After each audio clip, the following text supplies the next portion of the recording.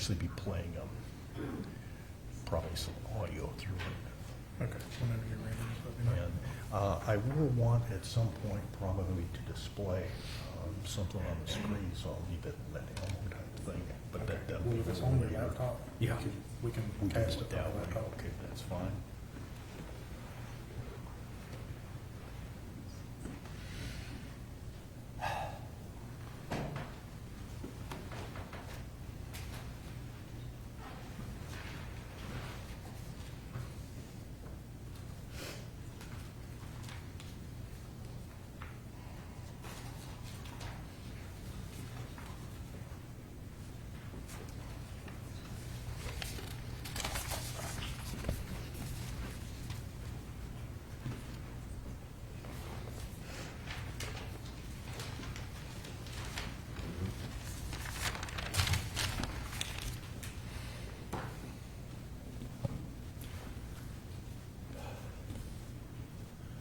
Your Honor, we have arrived at this point, and this case is progressing towards its ultimate conclusion with respect to all of the defendants for one reason, and one reason only. And that is because Mark Anthony Wright blew the whistle. Mark Anthony Wright is the reason why this case came to light. And had he not come forward when he did, it's likely this case would never have been discovered. Those kids would never have been found, and this whole investigation would never have been conducted. DCFS got involved in this case right after Mark Anthony Wright was arrested with respect to JR and the incident where he hit him in the head at the direction of EJ, according to the witnesses who filed statements in that. And you heard about the fact that JR was laughing about it at the time he was arrested. And shortly after that, DCFS or DFACS actually got involved and interviewed everybody, including the kids, repeatedly, over and over and over again, and never once did anybody ever suggest, including the kids who were supposedly the victims, ever suggest that JR was strung up in the garage like he was on a cross and beaten by Tony. In fact, nobody ever said any of those things, or the vice grips or any of that ever came out. There was plenty of opportunity. Kind of surprising that it never came to light. Well, we prepared a memorandum here that asked to have you consider a number of different issues. One that I did not include, but which I want to mention now, especially given the fact that the state just made a statement about how they were just being magnanimous and offering this deal because they were so generous. They offered this deal because there were a lot of issues that were raised in this case, because there were problems of proof, as is evident throughout. And they recognize that. They don't offer deals like this because they are generous. They offer deals like this because they recognize there might be problems with it. And they also recognize that down the road, there are going to be issues after issue after issue. We filed a number of very important, meaty motions in this case, not just a bunch of boilerplate motions. We had lengthy and difficult hearings on those motions. And I don't know which way you were leaning on any of them, and it doesn't matter. The point is, that those issues would have been there. They would have involved litigation for years if, in fact, this case had gone on and gone to a death penalty hearing or gone to a life imprisonment issue. There would have been litigation after litigation after litigation.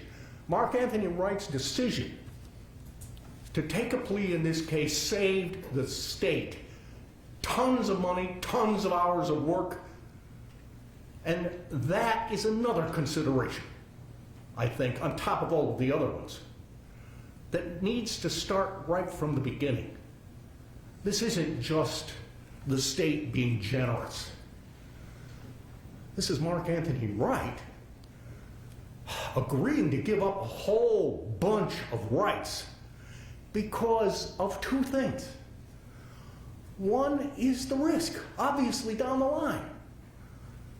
The fear that, God, it could be awful, it's draconian. You might be facing a death penalty, you might be facing a life in prison. Those are huge issues. But also the fact that he recognized that he does bear responsibility in this case.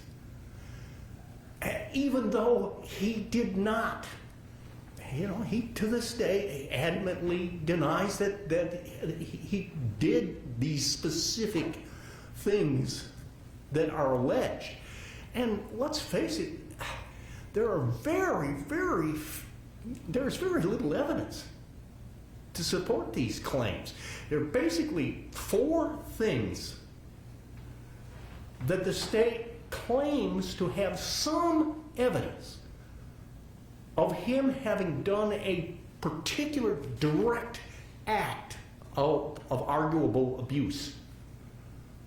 Now, there's horrible abuse going on here. Nobody questions that. These kids went through all sorts of terrible things. But the family members did everything they could to hide it from Tony. Partly because they were protecting Tony. I agree. And partly because they were afraid of Tony. And you can see that throughout the statements.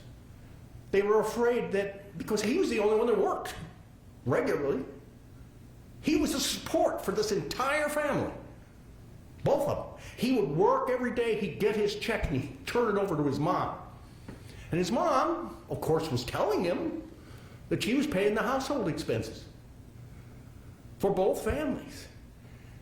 And these families, Candace talks about it in her statement repeatedly. Her statements, 13 hours and something of statements that she gave. And they're all over the place. She contradicts herself several times. Above all, she contradicts Prater, who is the other person that they rely on to come up with this stuff.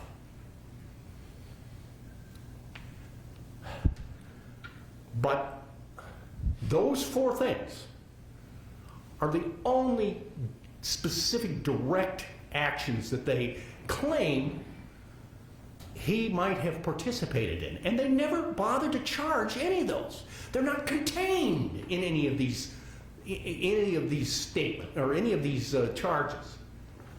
I mean, if they were convinced that in fact he hit her with a speaker wire, which is one of the big ones that Prater came up with after he didn't mention it in his first interview.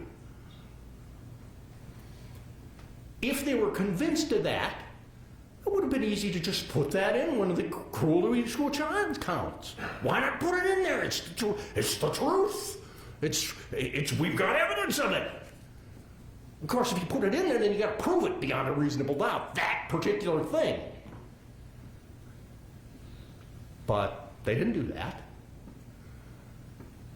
The second thing that is supposedly the direct involvement in the persecution of these kids is a claim by Candace that he strung JR up in the garage and beat him with, I forget what it was, but something. And again, They never charged him with any of that. They could have filed a charge directly on that. They chose not to charge anything against him with respect to JR, except concealing a homicide. And we know what evidence they had of concealing a homicide. Zero. Yes, he pled guilty to it because of the possibility of him being found guilty of this whole conspiracy thing, where maybe he could be said to have concealed the homicide because they concealed it. They dug the hole, and if he was part of this conspiracy to abuse these children, then he could get found guilty of it. And so that was a plea that went along with it. But the fact is, if you look at the evidence that they've got of that, there's nothing there. Prater specifically says he didn't know that JR was buried in the backyard. Well, he knew he died, and that's the other thing with respect to the reason why Tony was willing to accept a plea on it, was because, eventually he did find out that JR was dead, even though he didn't know that he was buried back there. But Candace says he didn't find that out until the night of the argument. And it appears that that is true. Okay, so that's the second thing, this business about JR having been strung up in the garage. That's the second direct thing. The third direct thing, supposedly action by Tony, is the claim that Candace makes that on one occasion, EJ was supposedly beating Mary with something and came out and said, she's not responding, or words to that effect. And Tony supposedly said, well, here, went and got a cord of some kind and gave it to him and said, well, here, try this. That's a more direct actual involvement in it than any of the other ones. Again, there's no charge for that. There was never any opportunity to defend against that. That essentially what they're asking you to do is to speculate on the truth or falsity of these things. And this is in the face of the case law that is developing, that we've hammered away at over and over and over, that say that sentencing factors are supposed to be proven beyond a reasonable doubt in front of a jury. Well, I'm not suggesting that everything that every time you do a sentencing hearing you have to impanel a jury to do it. But what I am suggesting is that it clearly shows that it's not supposed to be a matter of just speculation as to who might be telling the truth on it. I mean, you've got to have something a little stronger than that, and that's essentially that's essentially the only thing that they have at this point. The final supposed direct type of, suggestion is the whole ginger root thing. And Tony admitted that from the beginning. When they talked to him at the station, and I'm going to be playing some of that statement in just a minute, because his statement, if you go through it carefully and listen to it, he brought all of this stuff up then. He went to that thing. First of all, the whole timing of it is rather strange, because we had Abby Brown sit up there on the stand and repeatedly claim that, he didn't come there on the 20th. He came like 2 days later.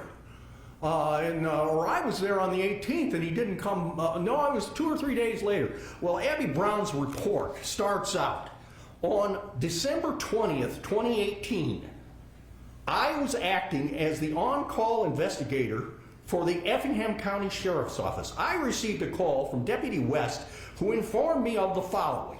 And then she goes on through the entire report to say, that's when she got involved in it, December 20th.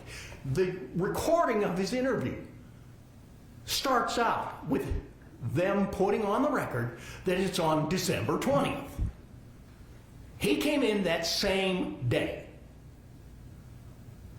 It's clear from the evidence. Now, people remember it. There are differences in memories, just like Joanne got up there on the stand. She thought it was 2 or 3 days later, too. Everybody involved in this case has problems with memories. Things are not perfectly clear in terms of timing and the way things went down. But the big issues like, what specifically did Tony do? Those, there's evidence of. Those, there's some clarity on. And the fact that there is a lot of confusion about a lot of other things only adds to the fact that maybe we shouldn't be sentencing to some draconian punishment based on that kind of speculation. Now, I'm going to bring up all 4 of these at various points a little bit later.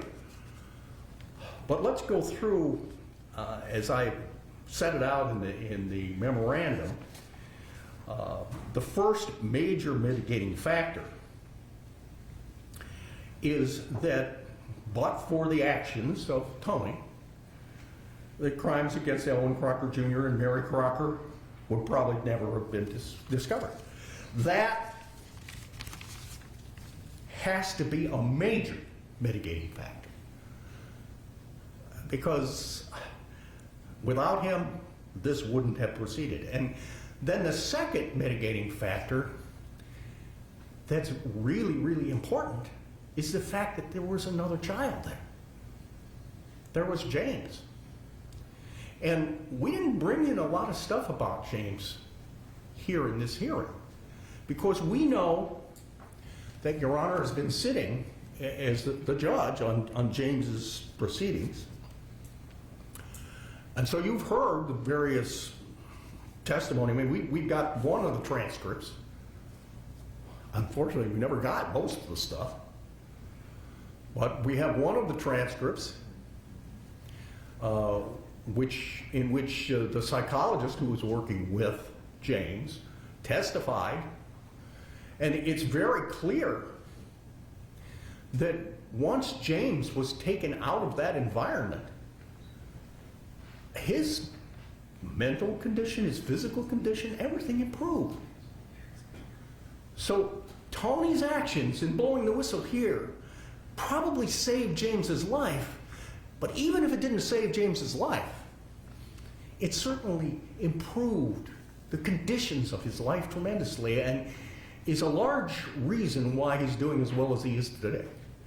Had it not been for that, presumably it would have gone on, because Candace keeps talking about how, I mean, everybody seems to like James a lot, but EJ came forward with that statement where he said, remember what Tony told everybody. He told first Joanne, and then he told the police. He told the sheriff's deputies when he went in that what he remembered was that EJ said Mary, or that James could be dead just like Mary. Now that says 2 things. First, it says EJ is essentially admitting that he killed Mary, and it's essentially threatening to kill James. And as Candace specifically pointed out several times in her recorded statements, James was something of a meal ticket. They got a Social Security check from him. So if at some point they stopped being able to collect the money on him, God knows what would have happened to James. But it didn't happen because of Tony Wright's actions, because he came in and reported this. Now, God knows he should have reported it long ago. He knows that at this point. And he feels genuine remorse. because he didn't recognize and realize what was going on. And I don't care whether the reason he didn't recognize it or realize it, the extent to it. I mean, obviously, he recognized enough of it that it would make him probably party to the crime, at least enough so that it supports his decision to plead guilty to it. But most of this stuff he did not know and could not know because they deliberately hid it from him, and they deliberately managed to hide it from DFACS. They deliberately managed to hide it from the school. They deliberately managed to hide it from EJ's employer. That's why we got all these lawsuits going on now. So you really think it's all that difficult to believe that they weren't able to hide it to a large extent from Tony? That cage, as Joanne said, moved all over the place. It wasn't always out there next to his room. And when it was out there, it was covered with something.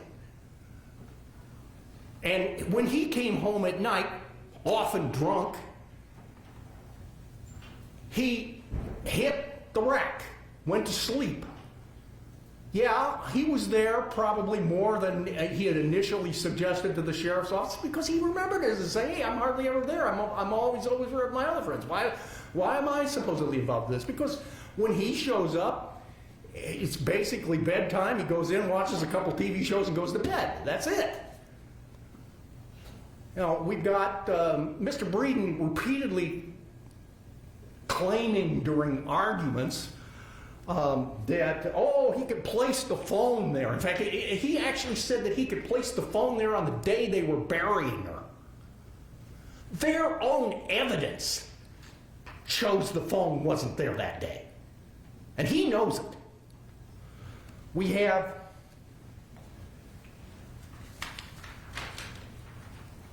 the calendar that Mr. Daly prepared. The dates when the body of Mary was supposedly being buried, the date was October 28th. That's the date when they've got those text messages going back and forth between Candace and, or between Kim and EJ, in which she says, well, how deep are you? And he says, I'm up to my knees, or whatever it is. Clearly, that's when the burial is taking place. That's on October 28th. And on that date, October 28th and October 29th, there is nothing in this calendar that their own witness, Daly,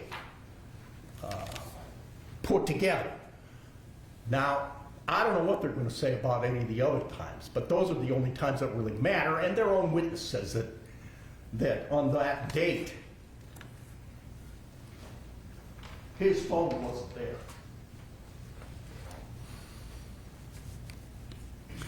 And you already heard from numerous people where he was.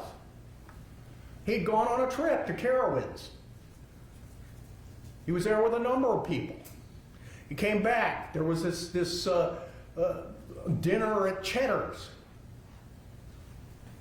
And he told the police about it when he came in.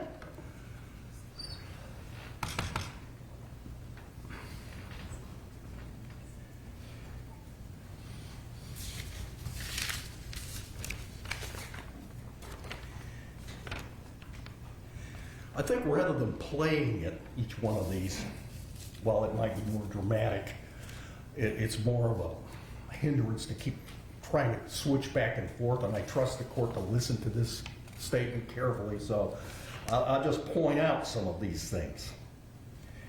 At 1334, he's asked, when was the last time you saw Mary? And he kind of thinks about it and says, now you have to remember that when he got called into this station, he just called in the whole welfare check thing. He didn't know that JR was buried out there in the backyard. In fact, during the course of the statement, as they're going through the statement, he kind of stops Abby Brown in the middle and says, wait a minute, you keep talking about there's two bodies in the back. I assume one of them's Mary. Who's the other one? And they said, well, JR. That's the first time he knew where JR was. And it's clear, this time that he was brought into that station to talk to the police, they told him, hey, we just want to flesh out the details. We want to talk to you in person. Come on in. And first of all, they mischaracterized it. They try and say that he refused to come in. Well, he didn't have a ride at first. He had to get one. So he ended up coming in a little bit later. But he came in without any problem. And he came in soon enough that there really wasn't any time to any sort of, concoct a story or he had no reason to actually think that they were going to be going after him. They were just trying to find out information. So he wasn't going in there, adopting some sort of defensive posture or thinking about, oh, I've got to defend myself on. So it's basically an ambush. Not that the police were doing anything wrong. I don't mean to suggest that, but it's something that he wasn't prepared for and didn't actually sit around and think of responses as to what kind of questions they might come up with. And yet, out of the blue, he says, well, who's the other body? He didn't know that at that point. I don't think anybody could have acted it like that. Listen to the tape.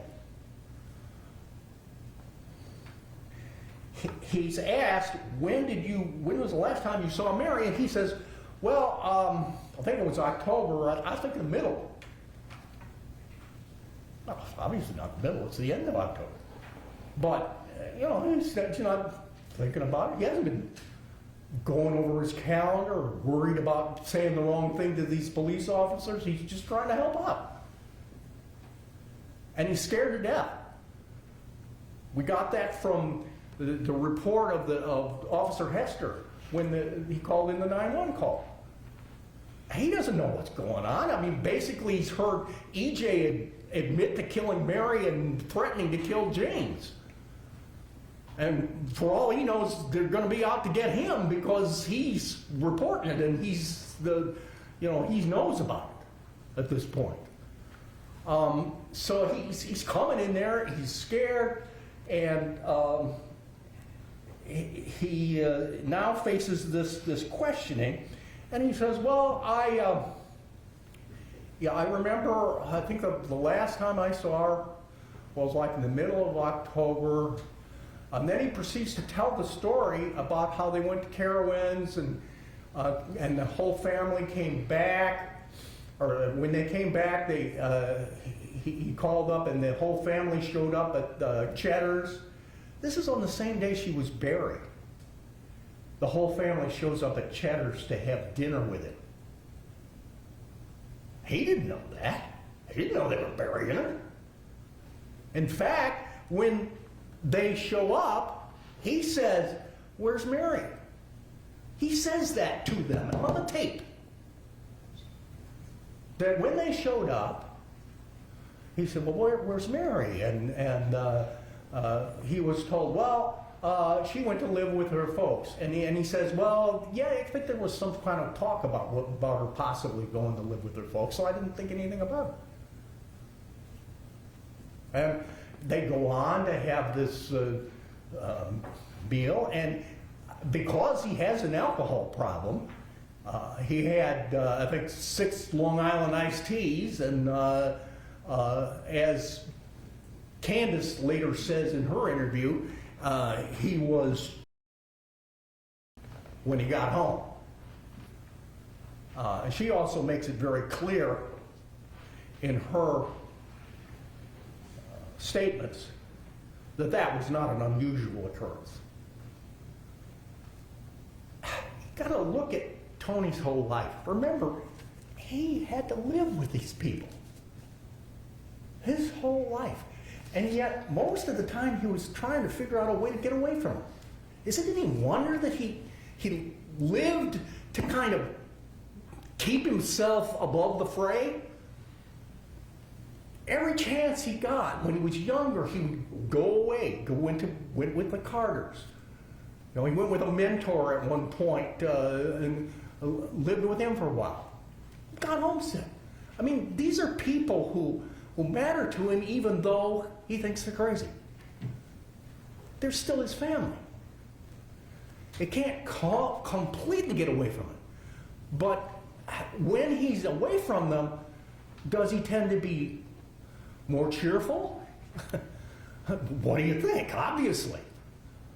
I mean, obviously he's not going to be as depressed if he's with the Carters as he is when he's back home, sitting on the roof trying to stay away from everybody.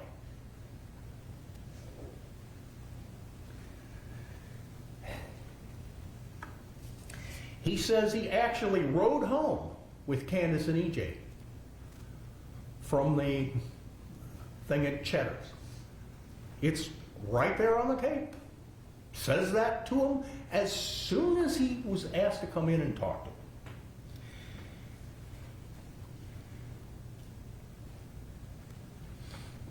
He's asked to tell me about Mary being in the dog crate. And his response is to say that he never saw Mary in the dog crate. And he actually claims at one point in the interview that he sent a text message to Dorsey, who was outside in the car, in which he said, have you ever seen her in a dog crate? Because Dorsey had been there a number of times before. Not real recently, but a number of times in the past. And nobody else had seen her in a dog crate. Well, that's not unusual. Look at Candace's reports over and over again. She says, oh, we would hide, first off, JR.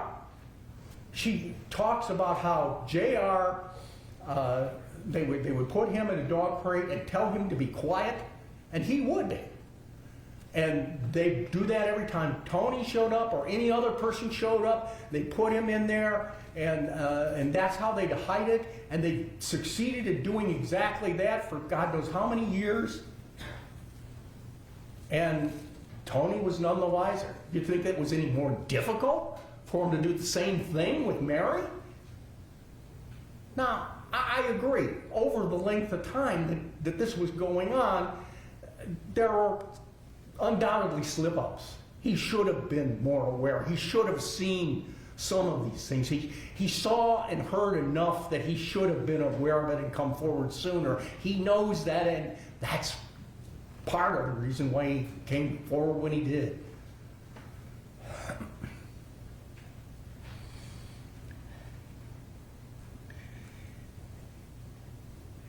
And, you know, I mentioned that Candace talks about how they would hide JR in the crate and how they would also torture JR and so forth. The other thing that Candace says about that that's really, really important is the fact that Prater was very involved in it. He took part, hands-on. He was holding them. But Prater later on, oh, he didn't do anything. He never did anything to her. He hit her one time with a knuckle like this, very carefully in the forehead. He does admit that he hit her, but Prater's a lot smarter than he lets on. He's very cagey. His statements evolve over time. I don't know whether you've got them all there or not. And that's one of the problems that we've got here. I don't know what's in evidence and what isn't. A number of these things were submitted to the court and to the defense that were online. I don't know whether you have access or are considering all of these statements. If in fact, since you denied our objection with respect to the confrontation and so forth, you're going to consider them, then I think all of these things have to go in total if you're going to consider them. And we'd certainly ask you to do that. And if you do, you will see that Prater's statements start out, first of all, at the station. He starts talking, and he dumps on everybody right there. He's not shy about saying, oh, EJ did this, Candace did that, blah, blah, blah, blah. He never says Tony did anything. Now, throughout the whole thing. And then after that, he gets a lawyer. They start talking. He contacts the sheriff's office. They come and talk to him, and they arrange to take statements from him.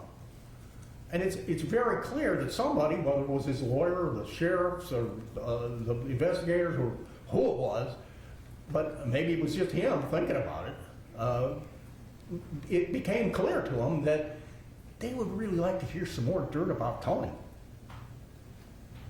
So now, all of a sudden, he has this vivid memory of having seen her hitting, or having seen Tony hitting Mary with a speaker wire.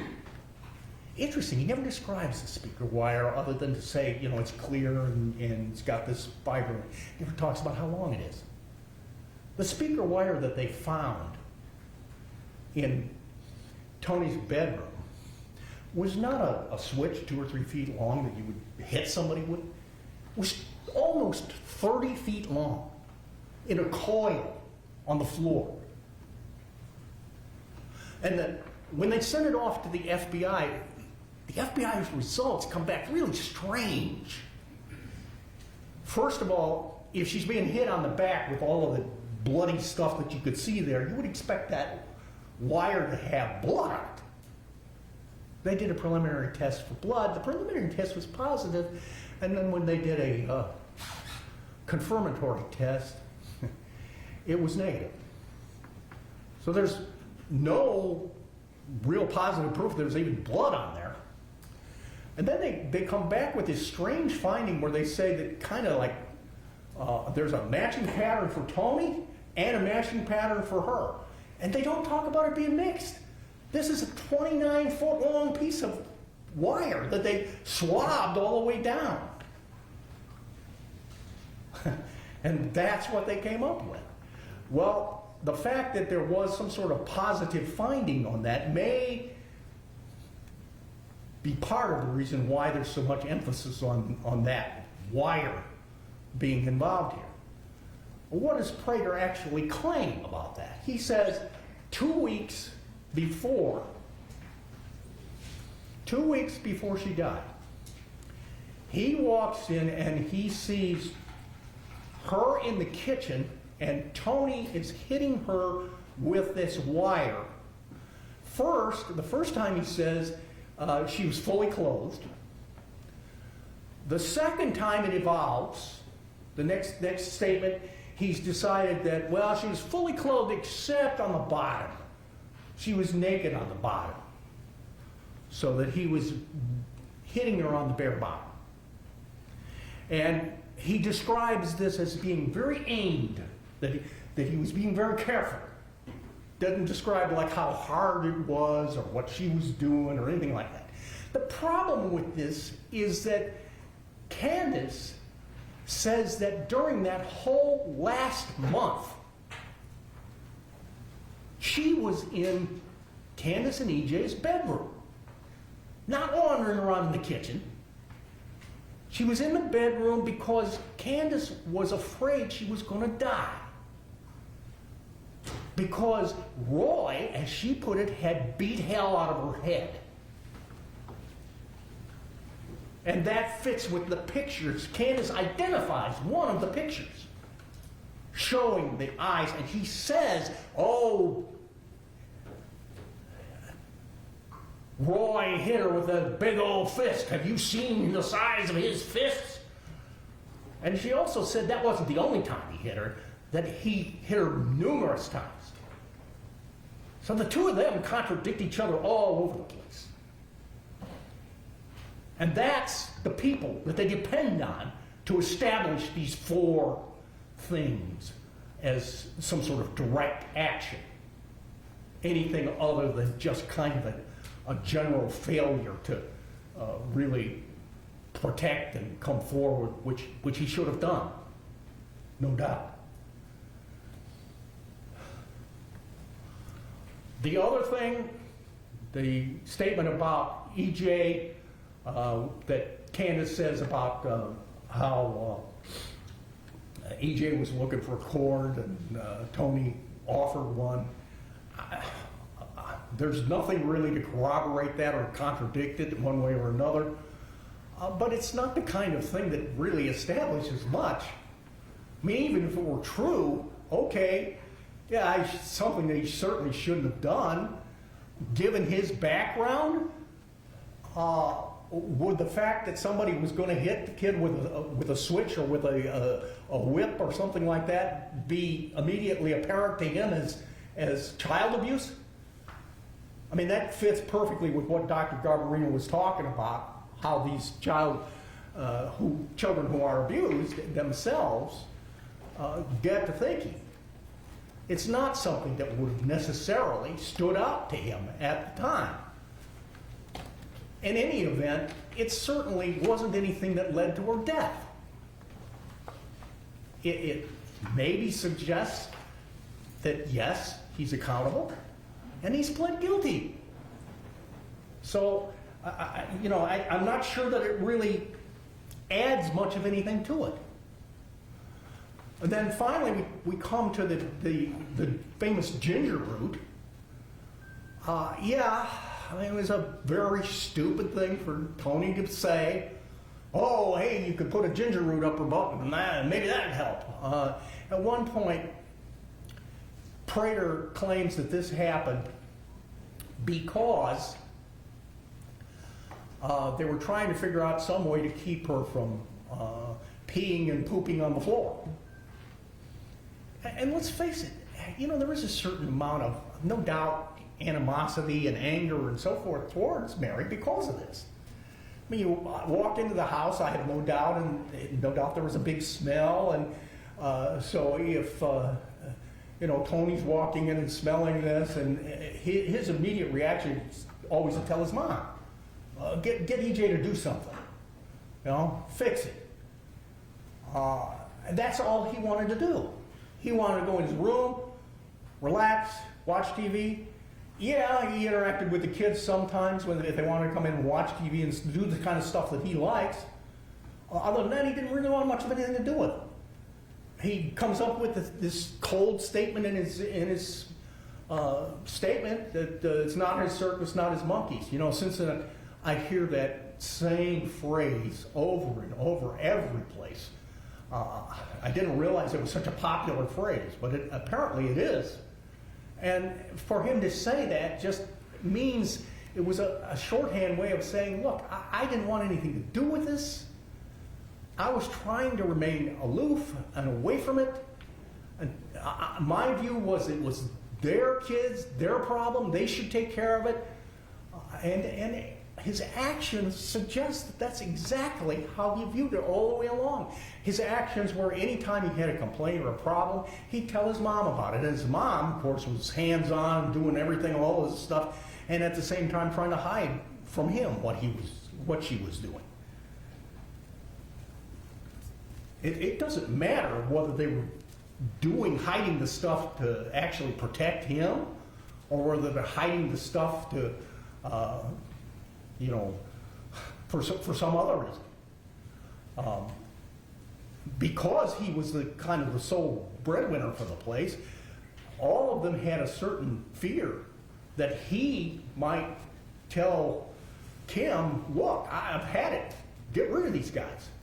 Get them out of here. And maybe he could have done that. I don't know. And maybe he should have done that. Maybe that's one of the things that he should have done. And maybe that's one of the reasons why he feels a little guilty about it now. A little more than a little, I would say. But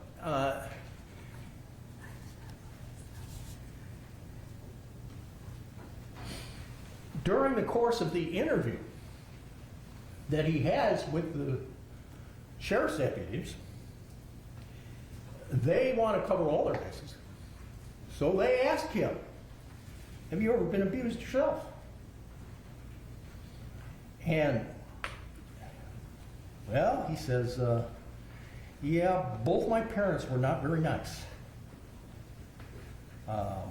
He says, my mom was a lot worse to Kansas than she was to me. He's being truthful and honest throughout the statement.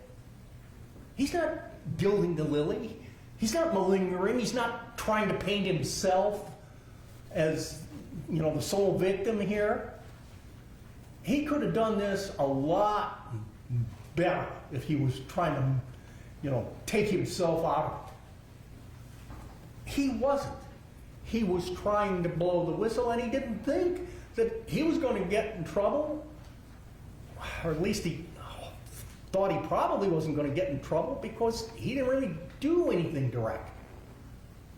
Nonetheless, he was concerned about it, worried about it. No question about that.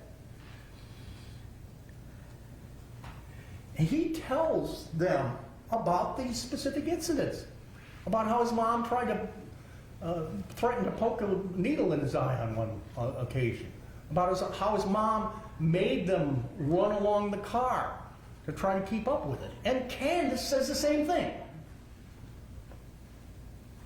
This isn't something that's just him. Her statements say the same thing.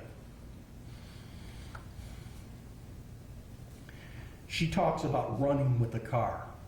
At 36.25, he talks about it in that statement. During the course of the statement, Abby Brown pulls out that famous picture they're so fond of. You know, that picture of her standing there in front of the cage, stark naked with her back all beat up. And there's the people sitting out there. There's Candace and Candace on one side and Kim on the other side. And in the middle, wearing only his boxer shorts, is Prater.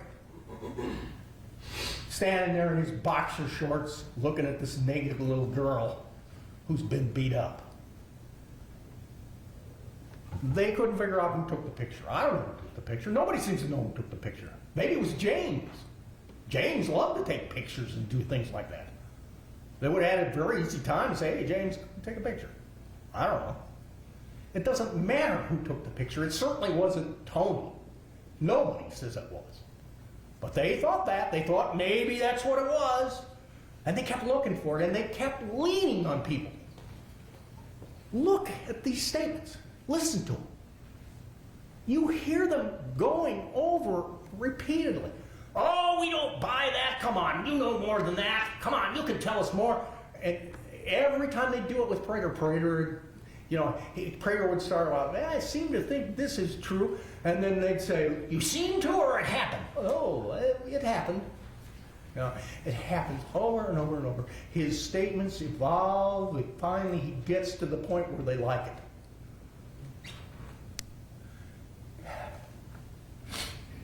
And based on that, Prater gets a deal.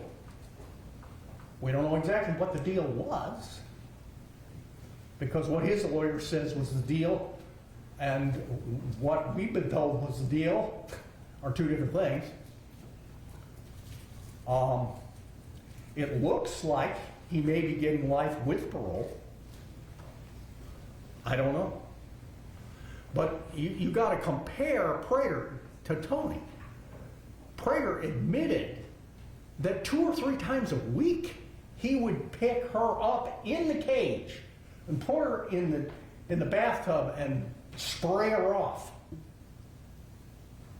He admitted locking her in the cage, taking her out, and also said he never knew of Tony ever having done that. You know, if you look at the actual evidence here, there is not one shred of evidence that Tony was involved in any of these specific activities.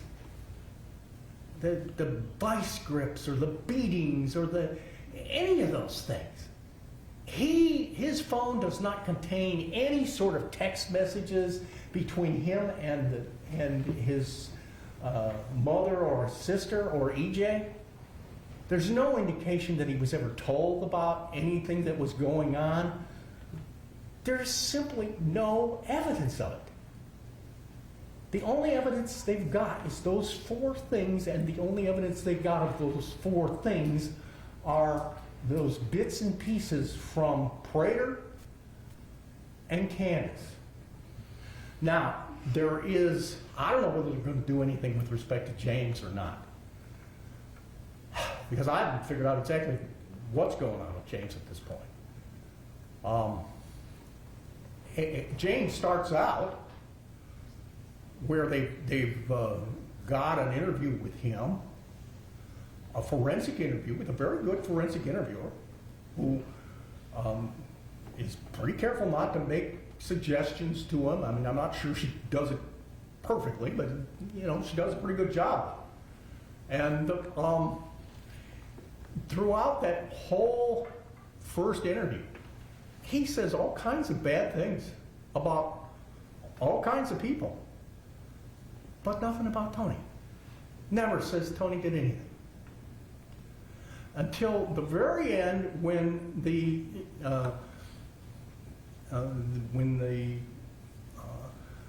person who's asking the questions goes out of the room for a few minutes, and then comes back in again, and she says, you know, we haven't talked much about Tony. What about Tony? And James says, well, Tony's fine, or words to that effect. I think that's probably a pretty direct quote. And she says, well, do you like Tony? And he says, yeah. She says, is there anything you don't like about Tony? He says, no. And then she basically just backs off and doesn't ask anything further. She says something about, well, you know about the punishments? Did Tony ever participate in any of these punishments? And he says, no. And then she basically stops.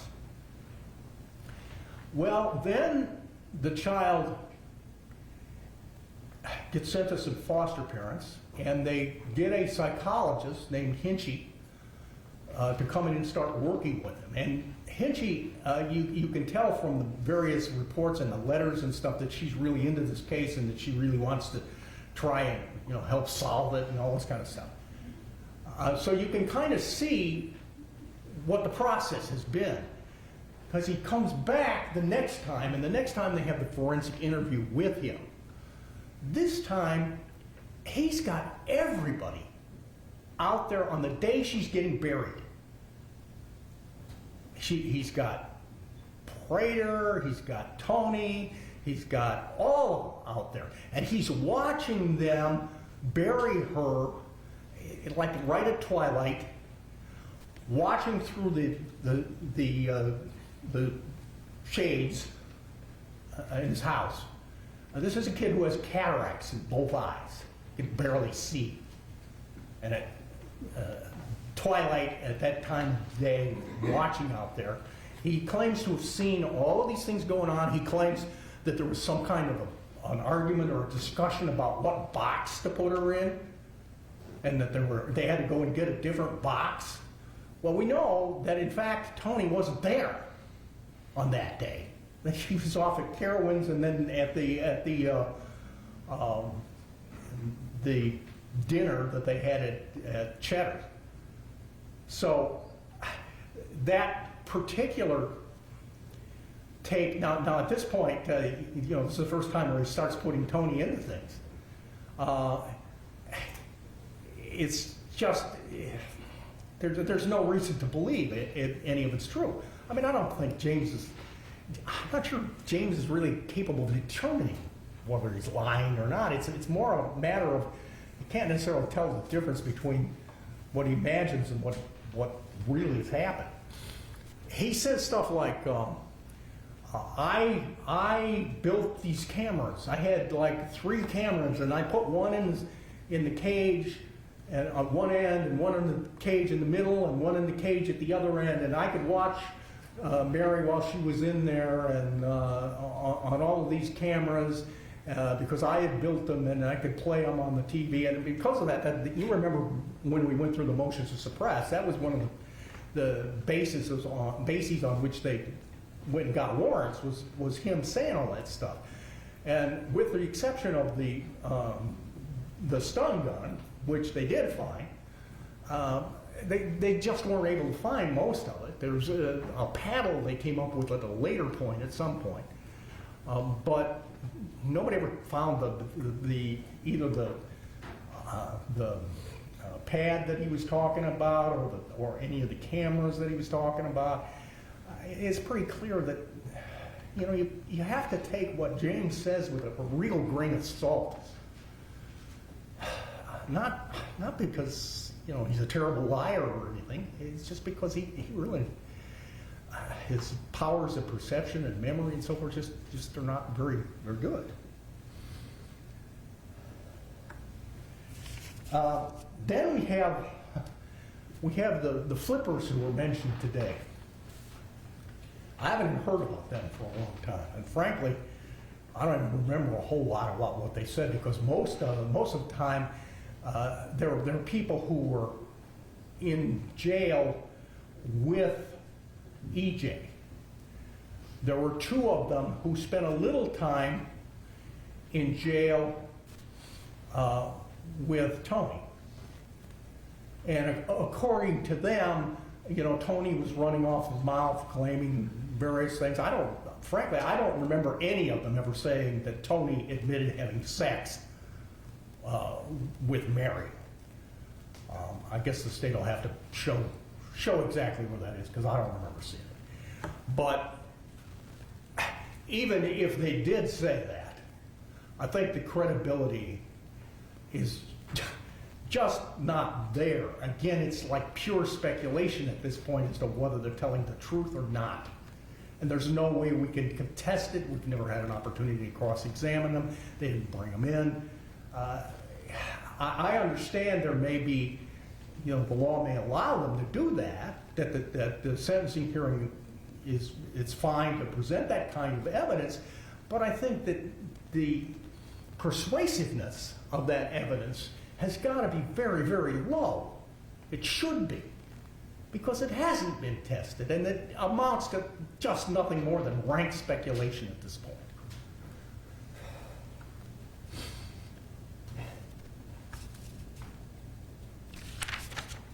They show the picture of Mary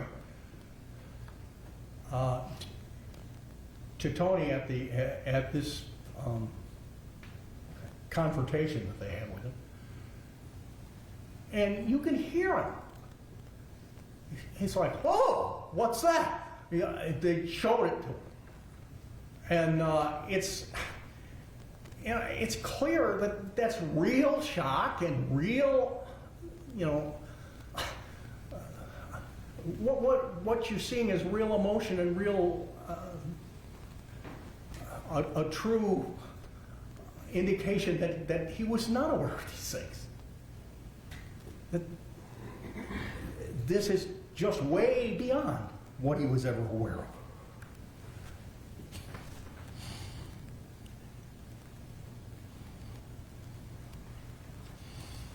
During the statement, he talks about he didn't approve of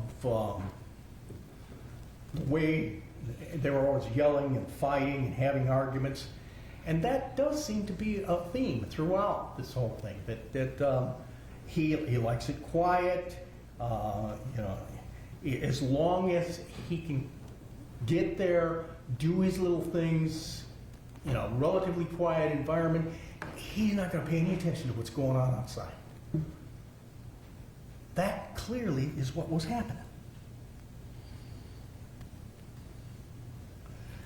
At one point, they confronted him and said, well, there was that crate sitting right outside your room. His response was, most of the time that crate wasn't there. Well, you heard other witnesses say that.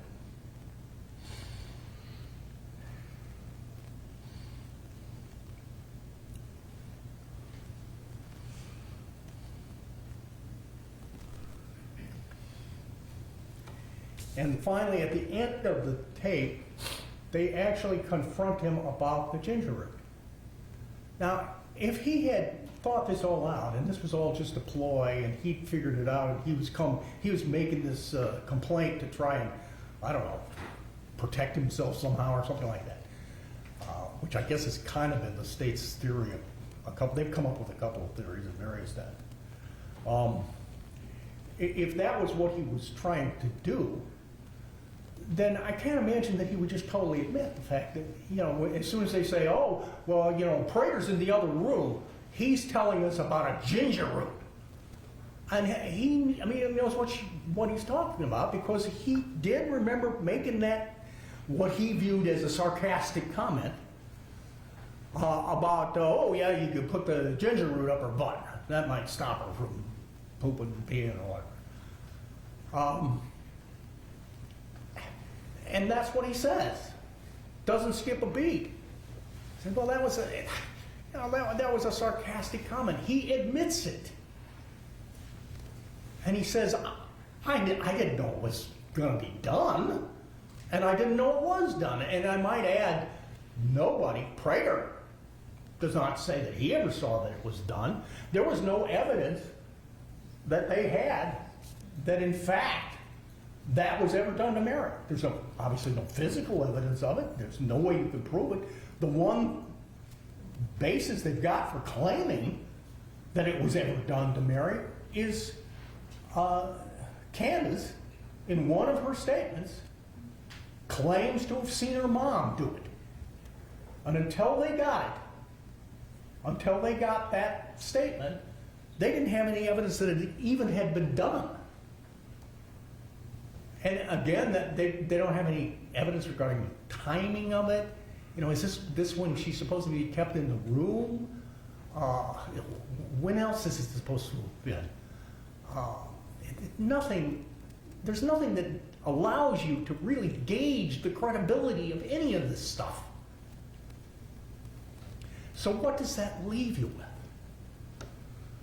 If the only kind of direct things that you've got of him sort of being involved in this are these four things, then what you're left with is the fact that, okay, he should have acted sooner. He should have been aware. He should have seen. He probably did see some things. We don't know exactly what. And for that reason, there's probably enough there, given the case law, that he could be found guilty of party to a crime or conspiracy, or on some basis getting found accountable for these. And it's for that reason that we recommended to him that he consider this plea. And it's for that reason that he ultimately decided to take it. Now, I was starting to go through the various points of mitigation. We went through the first two, the fact that he basically, that he's the reason we're here, and the fact that his actions saved the life of James. It certainly improved his life. The next one that we particularly mentioned is a very standard mitigation factor, and that is that he has no criminal record. His sole criminal record is the one charge of him supposedly hitting JR, and that was never tried. It was dead docketed, and he was ordered to stay away, and he scrupulously honored that. Yes, people in his family helped him to try to avoid doing anything that might violate that, which suggests that they would also help him to try to avoid getting in trouble later on with respect to marriage. The fourth major mitigation factor is that in nearly 7 years, Mr. Wright has been locked up in the 2 county jails. At one point, I started out in the Effingham County Jail, and then for a little while they sent him to Toombs, and then he came back to the Effingham County Jail. And you heard from Sergeant Morrison that they checked the records. He has no disciplinary complaints at all. He's been a witness a few times of things, and you know, it's not always easy to just be a witness and stay out of stuff, but he's managed to do it. Now, I know you were a defense attorney at one point. I'm certain that you know that going 6.5 years in a county jail without violating any of the rules, without getting in trouble for violating any of the rules, is almost unheard of. It's very unusual for somebody to go that long without. And Tony has done it. Even if you buy the idea that he was, you know, sort of a depraved guy early on and did stuff that you know, some sort of participation in this. At this point, you see evidence of change. You see evidence that suggests that he is not a danger to anybody else. And I don't think it's all that, I think it's very unusual to see that clear an indication that he is on the straight and narrow. What has he been using his time for? Basically Bible study and reading other things. Reading books, helping the other people. Oh yeah, can you believe they actually had the nerve to stand up here and suggest that he picks child molesters to hang out with? Who do you think assigns them to their cells? You think he has a choice as to who gets put in there? And he was charged with crimes against kids. So it's likely that other people charged with crimes against kids are going to get stuck in there too. I mean, that's just ridiculous. He helped the people that he was in there with. And he didn't ask for anything in return. They decided on their own to leave a note or send something to him because he genuinely helped them to get through a tough time. Maybe they're bad people, but bad people need help sometimes too. And the fact that he's willing to do it and was successful in doing it certainly suggests that there's a reason to show mercy here. Prior to his arrest in this case, Mark Anthony Wright was a hardworking and productive member of society who had been gainfully employed and was contributing to the support of his family. That's a common mitigating factor that we hear in all kinds of cases. He was literally the only one who was really supporting his family. And he worked, I mean, he basically lived to work. That's what he did and would continue to do if he were released. I don't think you're likely to have a better demonstration of somebody who is likely to be productive, again, at a later point.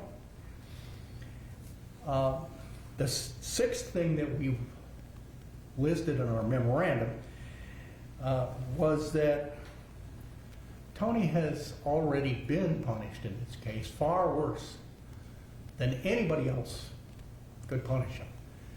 Because he knows that what he did, what his calling the police on this, has led to literally the destruction of his immediate family.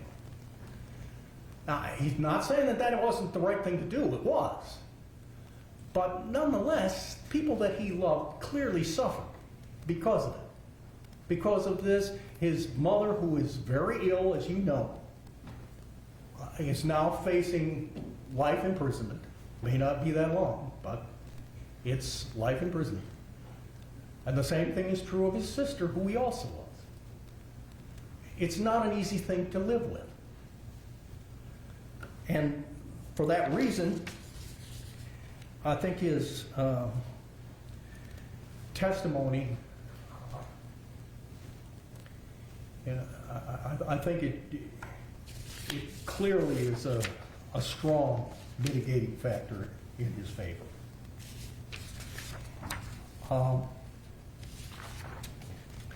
And the final mitigating factor that we listed was basically his psychological condition as a result of the abuse. We went through this kind of silly catalog of things about, well, did you know he pled guilty to this? Well, he pled guilty to those things, stringing JR up on the cross in the garage. Now, he never pled guilty to hitting Mary with a speaker wire. He never pled guilty to giving EJ a bigger wire to hit her with. He never even pled guilty to the ginger root thing. What he pled guilty was this general stuff, which the state was arguing all the way along was something that they could find him guilty of based on conspiracy, on him doing one or two things that might have made him responsible for this. And for that reason, he entered the plea of guilty. And that doesn't diminish for 1 second what Dr. Garbarino talked about as far as how he would be emotionally numbed. In fact, everything in the case points in the direction that that's what was happening. Was it happening primarily when he was there at that house, having to interact with these people under these circumstances? Yes, of course. Was it a lot better when he was somewhere else? Yes, that's why he went other places. That's why he stayed away. Of course it was better. That doesn't mean it wasn't bad when he was there. And there's no question that, in fact, it was bad. Now, we pointed out that,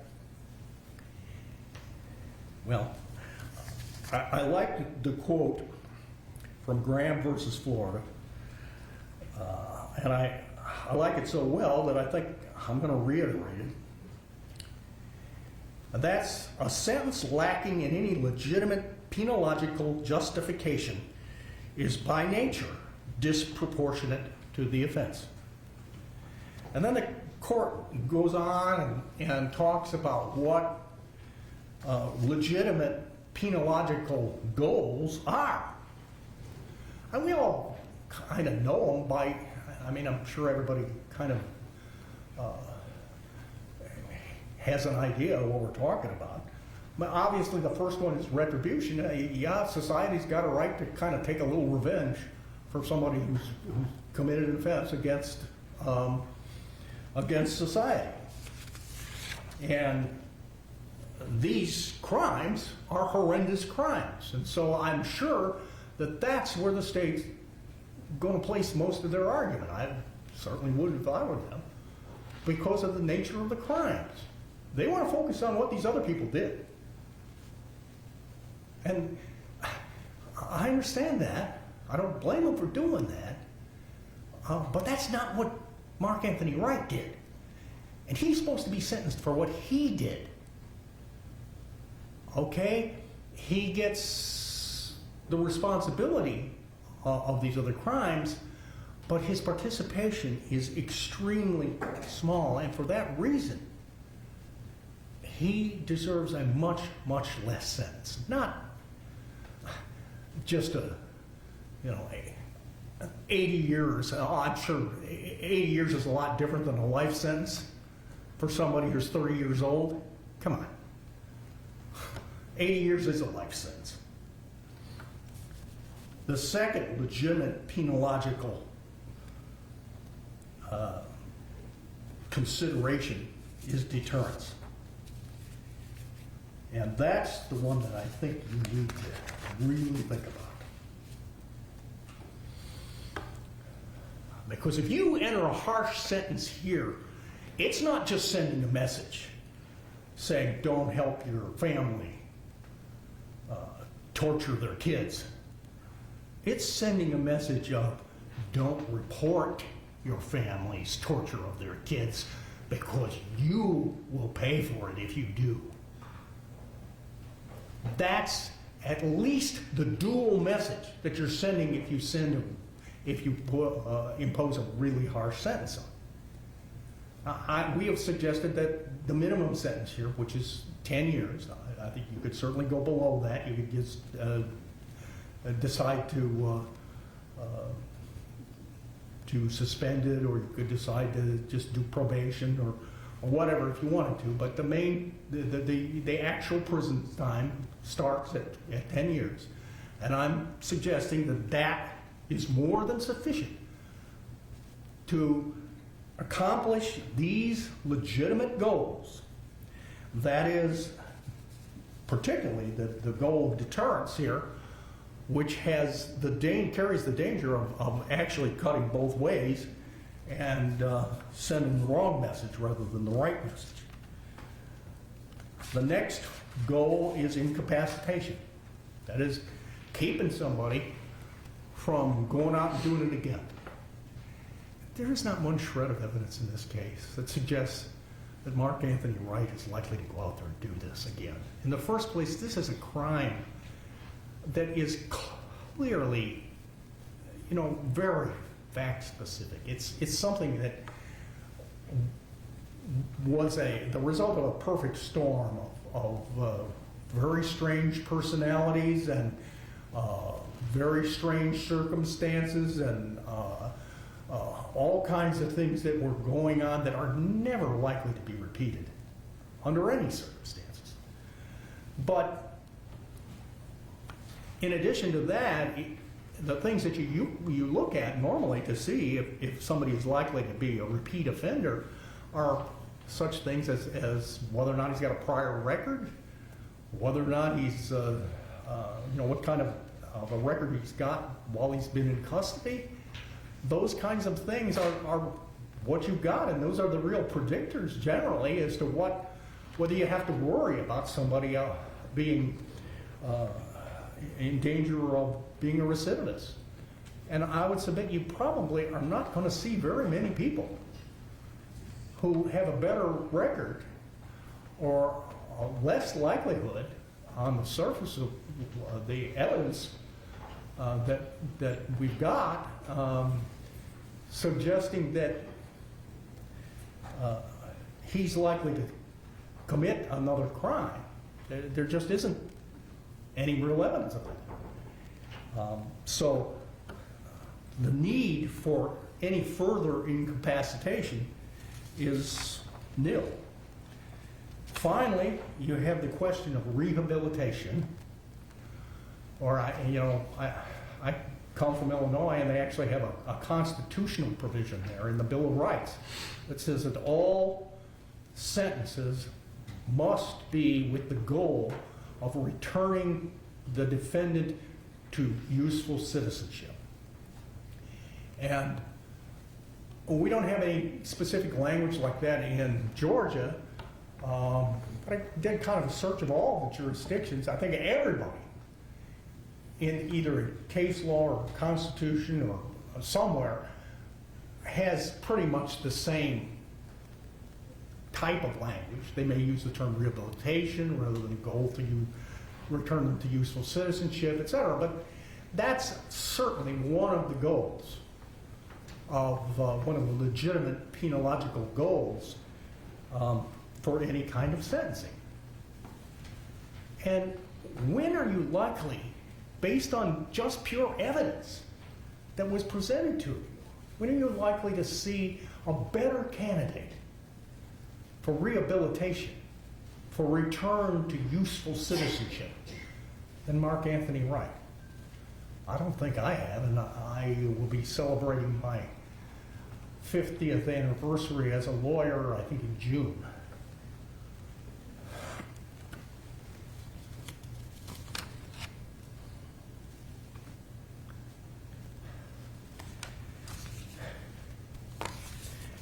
We indicated in the memorandum that the court has great flexibility in determining a sentence here. You know, if you're concerned about him, you can order that he get the kind of treatment that the doctor suggested. You could sentence him to probation, and if you're really worried about him hanging out with kids, you could say that he can't do that for a certain amount of time or something along those lines. You could make a sentence of imprisonment followed by probation. You could do probation first to see how it works out and then impose the prison sentence. There's all kinds of different possibilities here, and we would ask you to really consider fashioning something that makes some sense, but something that limits the amount of additional custody time. Because the fact is that more time in custody doesn't really accomplish anything with him. And I think it's at this time he's, you know, it's time for something different to be imposed. We would ask you to impose the minimum sentence here.